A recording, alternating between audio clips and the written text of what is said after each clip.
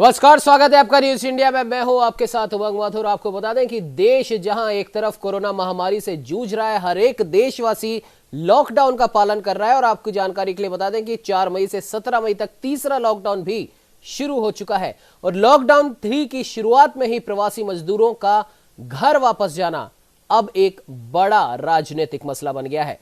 कांग्रेस समेत कई विपक्षी पार्टियों ने आरोप लगाया है कि इस संकट के वक्त में भी केंद्र सरकार मजदूरों से टिकट का पैसा वसूल रही है। इस मसले पर अब कांग्रेस और भारतीय जनता पार्टी में आर पार की जंग शुरू हो चुकी है।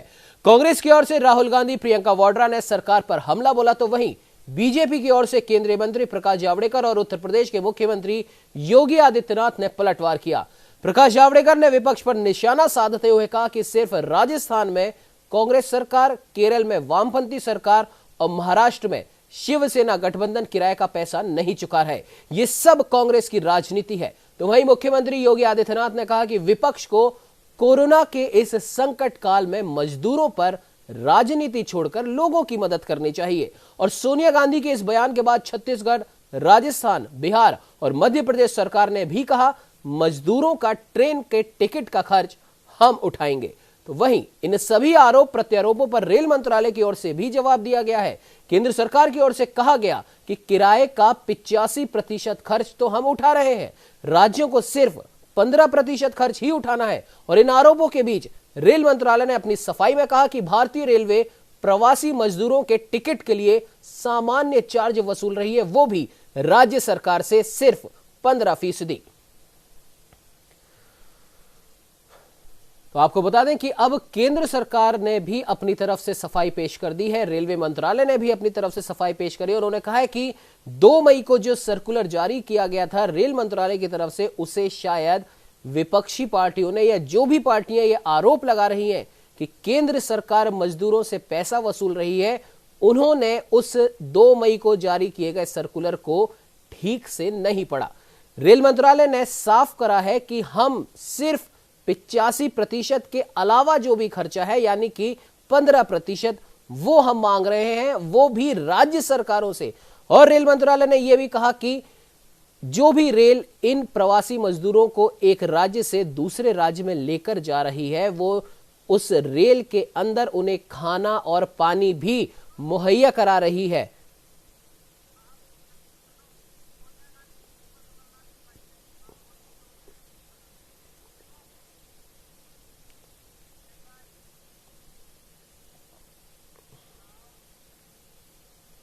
तो मैं आपको बता दें कि इस पूरी किराए की राजनीति पर क्या कुछ कांग्रेस के अध्यक्षा सोनिया गांधी ने कहा और मध्य प्रदेश के पूर्व मुख्यमंत्री कमलनाथ ने। आइए आपको सुनाते हैं।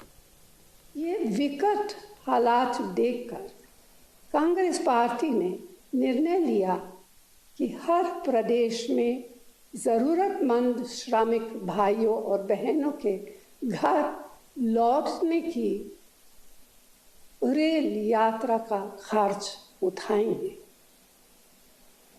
मैं उम्मीद करती हूँ कि आप सब जल्दी से जल्दी अपने प्रियजनों के पास पहुँच पाएंगे।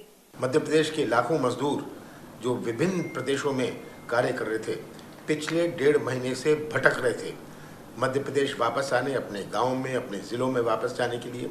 खाने का कोई प्रबंध नहीं था। और बड़ी दुख की बात है कि ना तो केंद्र सरकार ने, ना राज्य सरकार ने इसका कोई निर्णय किया, उनको कोई साधन उपलब्ध कराए या उनकी कोई सहायता राशि करी।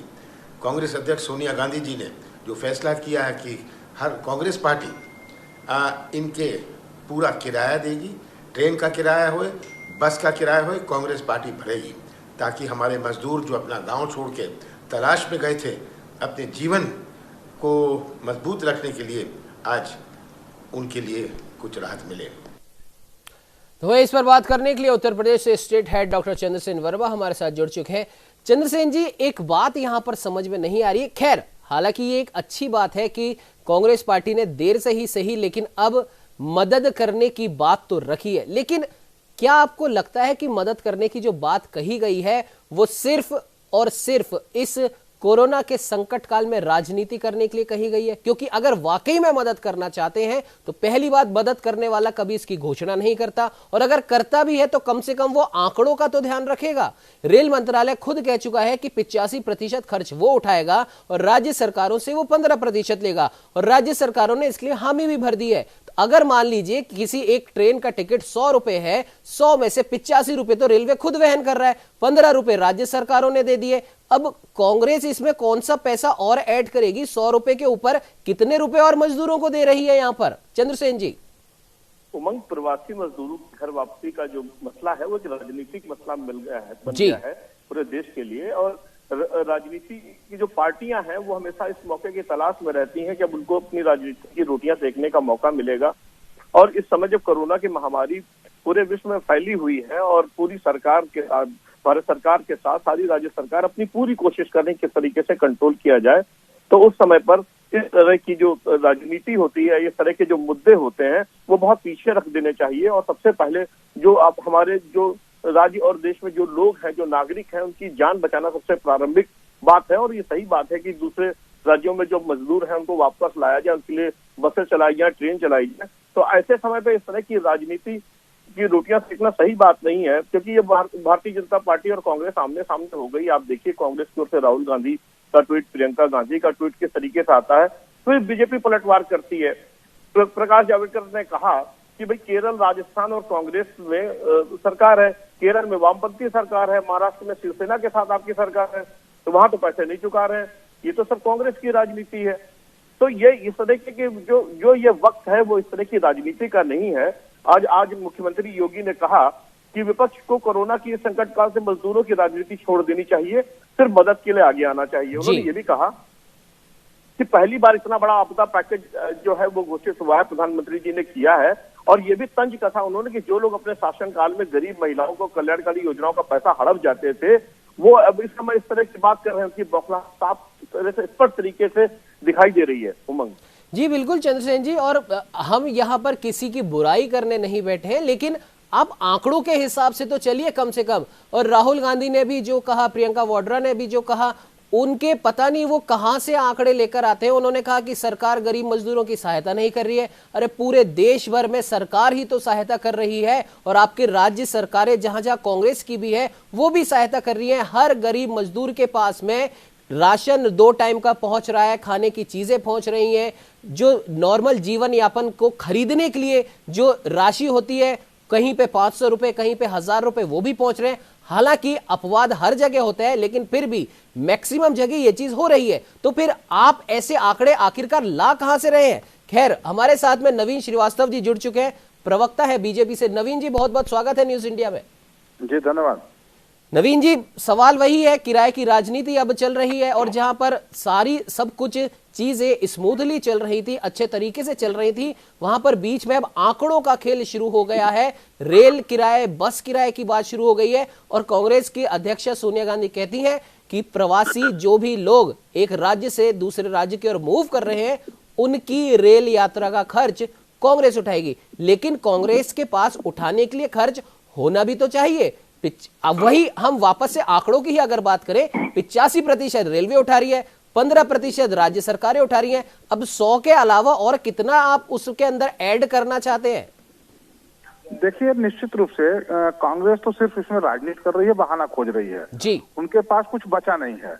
माननीय मोदी जी के नेतृत्व में पूरा देश जिस प्रकार से कोरोना महामारी से लड़ रहा है, सारे लोग एकजुट हैं, तो उससे विचलित कांग्रेस, जिसको लग रहा है कि हमारी राजनीतिक जमीन जो लगभग समाप्त हो ही चुकी है, अब उसमें भी कुछ बचा नहीं है, तो पर डे कुछ न कुछ नई चीजें ले आ रहे हैं। अब जैसे देखिए, आप राहुल गांधी जी ने कहा कि आरोग्य ऐप आप मत डाउनलोड करिए जी, जबकि स्वयं जहां उनकी ननिहाल है इटली में, आज मैंने देखा इटली में इसको अनिवार्य बनाया गया है। जो लोग ट्रेसिंग ऐप को डाउनलोड नहीं करेंगे उनके खिलाफ सरकार कार्रवाई करेगी जी।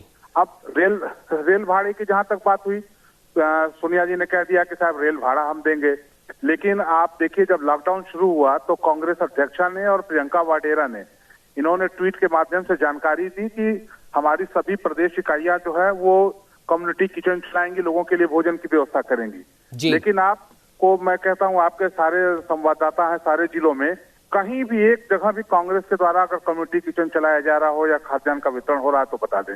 जी मोदी जी और योगी जी के नेतृत्व में हमारी सरकारें जिस प्रकार से हर व्यक्ति के लिए काम कर रही हैं, सबको राशन पहुंचाना, सबको जिस प्रकार से जो अनुदान मिलता है उस अनुदान को पहुंचाना, मजदूरों के लिए मनरेगा के माध्यम से, ठेले खोमचे रेहड़ी वाले लगभग 30 लाख लोगों को यूपी में आदित्यनाथ जी की सरकार ने जिस प्रकार से धनराशि मुहैया कराई है, तो कहीं कोई दिक्कत नहीं है। दिक्कत सिर्फ उन लोगों को है जिनको लग रहा है कि इस लॉकडाउन में मोदी जी के नेतृत्व में जिस प्रकार से पूरे देश ने विश्वास व्यक्त किया है और जिस प्रकार से लड़ाई में पूरी दुनिया में एक हमने आकर प्रस्तुत किया है, जी उससे विचलित होकर इस प्रकार के आरोप लगाए जा रहे हैं। बिल्कुल नवीन जी, हालांकि ये समय आरोप प्रत्यारोपों का नहीं है। गरीब जो श्रमिक हैं, जो प्रवासी हैं, जो किसी न किसी वजह से एक दूसरे राज्य में फंस गए हैं या फिर जो दूसरे राज्यों में काम की तलाश में गए थे, वहां काम कर रहे थे, अपने राज्य वापस आने चाहिए, तो सभी को बिना किसी इधर उधर की बात करने के बजाय उनकी सहायता करनी चाहिए। जिसकी जो बन पड़े वैसी सहायता करनी चाहिए और लोग बाग कर भी रहे। लेकिन उसके बावजूद अब ये जो बयानबाजियों का दौर जो शुरू हो गया है, ये कहां तक सही मानते हैं नवीन जी आप? नहीं, बिल्कुल नहीं, कतई नहीं इसको उचित बताया जा सकता है। पूरे देश की जनता इस चीज को देख रही है। आप देखिए, कोरोना वॉरियर्स को सम्मान देने के लिए मोदी जी के आह्वान पर जिस प्रकार से थाली और ये बजाकर लोगों का सम्मान देना था, उस पर भी लोगों ने राजनीति उस पर विरोध किया। लेकिन पूरे देश की जनता ने एकजुट होकर कोरोना वॉरियर्स के सम्मान में यह कार्यक्रम किया। जिस प्रकार से मोदी जी के आह्वान पर लॉकडाउन का अनुपालन लगभग 99% देशवासी पूरी तरह से कर रहे हैं। तो कांग्रेस सो के जगी हुई है। अब उनको लग रहा है कि कुछ बचा नहीं है तो कुछ न कुछ एक शगुफा छोड़ के भाग जाओ। तो ये काम कांग्रेस लगातार कर रही है और इसको देश की जनता समझ रही है। कांग्रेस को इससे कुछ हासिल होने वाला नहीं है, बल्कि मुझको तो ये लगता है कि जो उनकी बची खुची थोड़ी बहुत जमीन है वो भी समाप्त हो जाएगी। क्योंकि कहीं न कहीं जिस प्रकार से रेल किराए की बात इन्होंने की जी, वहां उसमें ज्यादातर तो वो राज्य है जहां उनकी ही सरकार है। महाराष्ट्र में देखिए, केरल में उनकी भले नहीं है, लेकिन जहां राजस्थान में है, जहां भी है, पंजाब में है, तो इनकी सरकारों में ही दिक्कतें पैदा हुई हैं। जी, और सबसे बड़ी बात नवीन जी यहाँ पर ये है कि अगर अब जब सोनिया गांधी ने खुद ने ये ऐलान करा है कि रेल किराया जब प्रवासियों का, गरीब श्रमिकों का कांग्रेस पार्टी खुद उठाएगी, उसके बाद अब तमाम कांग्रेसी जनों ने भी अब ऐलान करने शुरू कर दिए हैं। तो जब पहला लॉकडाउन लगा था या जब दूसरा लॉकडाउन लगा था, तब इस तरीके का बयान किसी भी कांग्रेस नेता के मुंह से नहीं निकला। तो इसकी क्या वजह थी? क्या आप हमेशा इंतजार करते हैं कि आपको आगे से ऑर्डर मिलेगा जब ही हम सहायता करने के लिए आगे आएंगे? और इसका जवाब मैं डॉक्टर चंद्रसेन से भी जानना चाहूंगा। चंद्रसेन जी।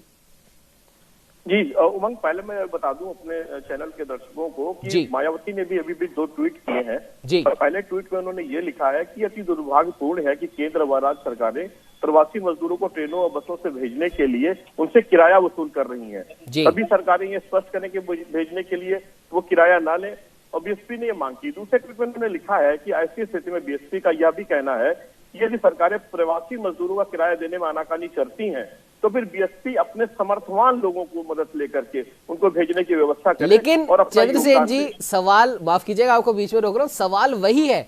और सबसे बड़ी बात कि अब इन नेताओं के इस बयानों पर हंसी सी आती है कि आखिर वो क्या देना क्या चाहते हैं। जब पूरा का पूरा खर्चा ऑलरेडी तय हो चुका है तो अब वो अलग से कहां से खर्चा करेंगे, क्योंकि उनके पैसे खर्च करने की तो गुंजाइश ही नहीं रह जाती है।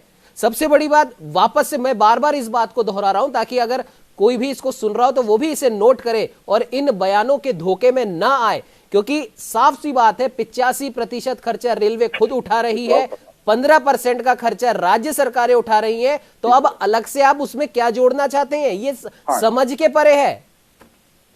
बिल्कुल बिल्कुल सही उमंग, आपने बिल्कुल सही बात कही है कि जिस तरीके से चीजें सामने आ रही हैं वो अपने आप में एक प्रश्न उठाती हैं कि इस तरह की मांग का क्या औचित्य है, जब वो पूरी तरीके से स्पष्ट है कि केंद्र सरकार ने और रेलवे ने स्पष्ट कर दिया है कि 85% उनकी ओर से आएगा और 15% सरकारों की ओर से आएगा। तो ये जो बाकी कितना पैसा बचता है, 100% तो ये हो जाता है कि कांग्रेस कौन सा पैसा देना चाहती है। दूसरा मेरा ये सवाल है कि जो हमारे चैनल से जुड़े हुए हैं भारतीय जनता पार्टी के प्रवक्ता और कांग्रेस के प्रवक्ता, मैं चीज पूछना चाहता हूं, ऐसे समय में इस तरह के स्टेटमेंट का क्या मतलब है कि सोनिया गांधी जी कहती हैं 1947 के बंटवारे के बाद देश ने पहला ऐसा दिल दहलाने वाला मंजर देखा है, हजारों श्रमिक व कामगार सैनिक किलोमीटर पैदल चल रहे हैं। तो ये जो कोरोना में जो प्रवासी ये पलायन हो रहा है, क्या उसको 1947 से जोड़ा जाना चाहिए? और बिल्कुल, ये भी दूसरा मैं ये भी मेरा सवाल है मेरा नवीन जी से भी ये सवाल है कि ये जब इस तरह का स्टेटमेंट आता है 1947 से जोड़ने वाला सोनिया जी का, तो उसके बाद में ये कहना सही है कि हम इटली जैसी स्थिति भारत में नहीं होने देंगे? तो ये इटली जैसी 1947 किस तरह के बयान आने चाहिए, ये पूछना चाहता हूं दोनों प्रवक्ताओं से। बिल्कुल नवीन जी इसका जवाब जरूर देंगे, और उससे पहले मैं आप दोनों को ही बता दूं, एक जानकारी दे दूं कि हमने कांग्रेस के प्रवक्ता जी का भी नंबर लगाया था, मगर वो कॉल पर ही नहीं आ रहे। तो इसका मतलब साफ है कि वो कुछ जवाब देना नहीं चाहते, क्योंकि उनके पास इसका कोई जवाब ही नहीं है। आंकड़ों में हमेशा ये फेल रहे हैं। नवीन जी क्या जवाब देंगे चंद्रसेन जी के एक सवाल का? नहीं, देखिए, ये तो बहुत ही शर्मनाक है कि इसकी तुलना जो है वो 1947 के विभाजन से की जा रही है जी। सबसे बड़ी चीज ये है कि कांग्रेस अध्यक्षा ने कांग्रेस के लोगों से आह्वान किया कि आप मजदूरों का किराया दीजिए, लेकिन मैं पूछना चाहता हूं कि इसके पहले आपने आह्वान किया था कम्युनिटी किचन चलाने का और लोगों को सहायता पहुंचाने का, जो है अनाज की और राशन की, जो है कितना आपके लोगों ने किया जी? आपकी तो कहीं कुछ जमीन है, ना कहीं आपका नेतृत्व है, और ना कहीं आपके नीचे कार्यकर्ता है। आप हवाई टीम हो चुके हैं और देश की जनता आपकी इस भूल भुलैये में नहीं आने वाली है। गांधी नेहरू खानदान का नाम उपयोग करके आप जितने दिन जात धर्म पंथ मजहब की राजनीति करके आपको देश में सत्ता चलानी थी वो चला चुके हैं। 2014 और 19 में देश की जनता आपकी इसी प्रकार की बाजीगरी को देख के पहचान के आपको सत्ता से बाहर कर चुकी है। अब आपकी दाल नहीं गलने वाली है। निवेदन सिर्फ यही है कि इस प्रकार की गंभीर महामारी में इस प्रकार की ओछी राजनीति नहीं करनी चाहिए जी। बिल्कुल चंद्रसेन जी, जैसा कि मैंने आपको भी बताया कि हमने कांग्रेस से प्रवक्ता अंशु अवस्थी जी का नंबर लगाने की कोशिश करी थी, लेकिन वो कॉल अटेंड ही नहीं कर रहे। तो जाहिर सी बात है वो जवाब नहीं देना चाहते। अब ऐसे में अगर सवाल भी हम करें और आम जनता की ओर से ये सवाल है, तो ये इसकी हम जो जवाब की जो अपेक्षा हम करते हैं वो आखिर करें तो करें किससे? क्योंकि आप बयान तो दे देते हैं, लेकिन उस बयान के बारे में अगर कोई सवाल होता है तो वो उसका जवाब देने आप आते ही नहीं है। चंद्रसेन जी, पहले उमंग इन लोगों ने ये कहा, कांग्रेस के लोगों ने, कि भाई ये किराया ले रहे हैं। उसके अलावा इन्होंने ये भी आरोप लगाया कि 50 रुपए ज्यादा लिए जा रहे हैं। अब इनको ये नहीं मालूम है कि जो नियम है इसमें 30 रुपए जो है सुपरफास्ट चार्ज लिया जाता है और 20 रुपए अतिरिक्त चार्ज लिया जाता है जी। ये एक नियम है, उसको कोई डिनाई नहीं कर सकता है। लेकिन इनको ये भी मालूम होना चाहिए जो प्रवासी मजदूरों को खाना और पानी है वो मुफ्त दिया जा रहा है। लगभग 34 ट्रेन चलाई गई है जिनको आने जाने के लिए। आप एक बात भी देखिए कि रेलवे आपको बीच में रोक रहा हूं, हमारे साथ अंशु अवस्थी जी जुड़ चुके हैं, आखिरकार प्रवक्ता है कांग्रेस से। अंशु जी बहुत बहुत स्वागत है न्यूज इंडिया में। जी नमस्कार जी। अंशु जी आपसे जानना चाहेंगे, बार बार एक ही बात को मैं दोहरा रहा हूं और वही सवाल मैं आपसे भी जानना चाहूंगा। सोनिया गांधी जी ने ये बोला है कि पूरे देश भर में कांग्रेस की जो इकाइयां हैं वो इन श्रमिकों का, इन प्रवासियों का रेल यात्रा का खर्च उठाएंगी। ठीक बात है, अच्छी बात है, लेकिन सवाल ये है कि अगर मान लीजिए उस रेल यात्रा के टिकट का पैसा 100 रुपए है, जिसमें से 85 रुपए तो रेल मंत्रालय खुद वहन कर रहा है, 15 रुपए राज्य सरकारें उठा रही है, तो ये 100 रुपए पूरे हो जाते हैं। अब कांग्रेस इसमें क्या मिलाना चाहती है? नहीं, एक तो सबसे पहले मैं धन्यवाद दूंगा कि आपने बहुत महत्वपूर्ण विषय पर डिबेट रखी, क्योंकि आज का जो मीडिया है वो हिंदू मुसलमान पर डिबेट ज्यादा कर रहा है। जो ये यथार्थ में जो समस्याएं हैं, समसामयिक विषय, आपको धन्यवाद। दूसरा, मैं श्रीमती सोनिया गांधी जी को भी धन्यवाद दूंगा कि कांग्रेस पार्टी ने जो राजनीति का मूल सिद्धांत है जन सेवा, जनहित की बात करना, उसके लिए उन्होंने फैसला लिया है। हम सभी और करोड़ों श्रमिक जो परेशान है, पीड़ित है, उनके आभारी, क्योंकि पहला जो लॉकडाउन हुआ वो आपको याद होगा कि 25 मार्च से शुरुआत हुई थी। प्रधानमंत्री जी का और भारतीय जनता पार्टी की सरकार का पूरे देश ने समर्थन किया, स्वागत किया लॉकडाउन का। अभी भी लोग स्वागत कर रहे हैं। सवाल ये है कि 30 दिन हो गए, सरकार के पास कोई भी ब्लूप्रिंट नहीं है, ना कैसे जो श्रमिक है वो कैसे जाएंगे, उनके लिए क्या व्यवस्था है। हमारे भाजपा के साथी अभी कह रहे थे कि 34 ट्रेनें चलाई गई। आप समझ सकते हैं कि करीब 8 से 10 करोड़ श्रमिक हैं जिनको जाना है। अगर आप 34 ट्रेनों में, एक ट्रेन में 22 डिब्बे होते हैं और एक डिब्बे में 72 सीट्स होती हैं, ये मुझे लगता है इससे सभी इत्तेफाक रखेंगे, सभी इस बात को मानेंगे। तो आप अंदाजा लगा सकते हैं कि कितने कुछ हजार लोग जा रहे हैं।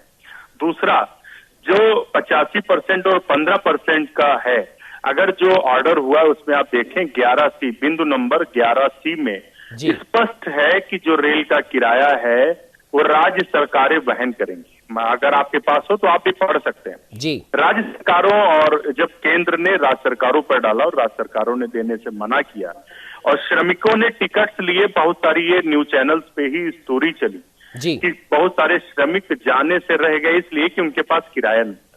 तब हमारी आदरणीय अध्यक्ष श्रीमती सोनिया गांधी जी ने ये फैसला लिया है।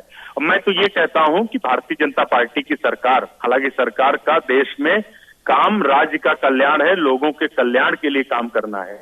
यदि ये वहन नहीं कर पाए, कांग्रेस पार्टी वहन कर रही है, तो उसमें भारतीय जनता पार्टी अपनी ओछी राजनीति न करे, क्योंकि गेंद इनके हाथ से निकल चुकी है। देश का एक एक जनमानस माननीय सोनिया गांधी जी को बधाई दे रहा है और वो ये कह रहा है कि कांग्रेस ने एक बहुत सराहनीय काम किया है, क्योंकि इस समय लोगों के पास 100 रुपए नहीं। अब 85 और 15 और ये जो सब बताया जा रहा है, ये घुमाया जा रहा है। सच्चाई ये है कि लोगों ने पूरा पैसा दिया है। ये मैं नहीं कह रहा हूं, ये बहुत सारे न्यूज चैनल्स पे भी स्टोरी चली है। अभी मैं देख रहा था, नासिक से एक भोपाल ट्रेन गई है जी, उसमें 305 रुपए के टिकट का 320 रुपए लिया गया है जी बिल्कुल। अंशु जी, इसी बात पे रुपए हो रहा है, इसी बात पे 15 एक रुपए सवाल है लिया जा रहा मेरा है। जी। अंशु जी, इसी बात पर मेरा एक सवाल है। अंशु जी, इसी बात पे मेरा सवाल है।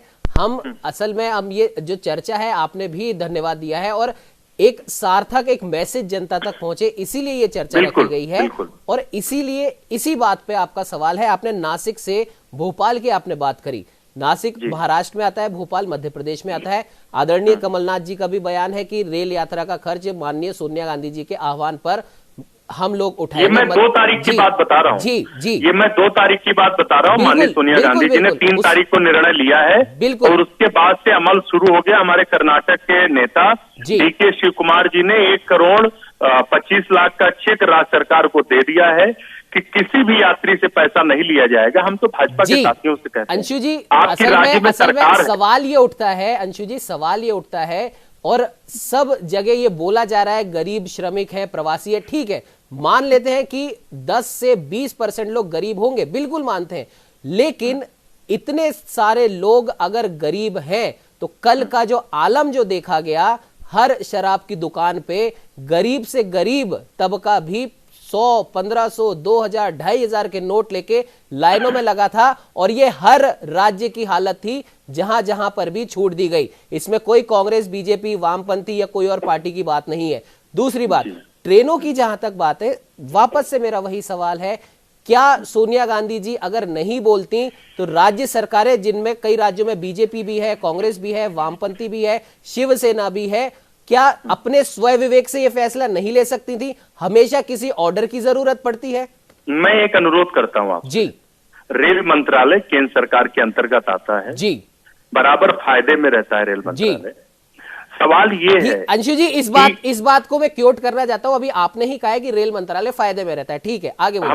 मैं एक मिनट बात अपनी पूरी कर लूं। जी बिल्कुल। मेरा सिर्फ ये कहना है कि आप श्रमिक को क्यों परेशान कर रहे हो? जी। क्यों अपनी जिम्मेदारी को राज्य सरकार पे डाल रहे हो? चाहे भाजपा की सरकारें हो, कांग्रेस की हो, वामपंथ की हो, किसी की भी हो। जी। सवाल ये है कि केंद्र सरकार के अंतर्गत रेल मंत्रालय है, ये विपत्ति की स्थिति है। इस समय किसी हर आदमी, आप समझ सकते हैं, जिसके पास पैसे नहीं हो, जो परिवार लेकर अपने घर गांव से 1000 किलोमीटर दूर खड़ा है, वो वैसे ही इतना पीड़ित है कि उसका आधा दिमाग परेशान है, काम नहीं कर रहा है। आप उसको राज्य सरकार, केंद्र सरकार और इन सब उलझनों में डाल रहे हैं। मैं तो अनुरोध करता हूं कि कांग्रेस पार्टी ने सराहनीय फैसला किया है। भारतीय जनता पार्टी को, स्वयं प्रधानमंत्री को सराहना करनी चाहिए कि जो काम सरकार नहीं कर पाई, क्योंकि सरकार में बैठकर वो विपक्ष का काम कर रहे हैं और कांग्रेस पार्टी विपक्ष में बैठकर सरकार का काम कर रही है। ये काम जो श्रीमती सोनिया गांधी जी ने किया, ये केंद्र सरकार का काम था। जी। आपको याद होगा कि बाढ़ आई थी, इससे पहले उत्तराखंड में बाढ़ आई थी, हमारी सरकार थी उस समय। जी। आपको याद होगा, हमने एक आदमी को निकालने का काम किया था। जी। हमने राज्य सरकार पर और केंद्र सरकार पर ये गोल गोल घुमाने का काम नहीं किया था। जी।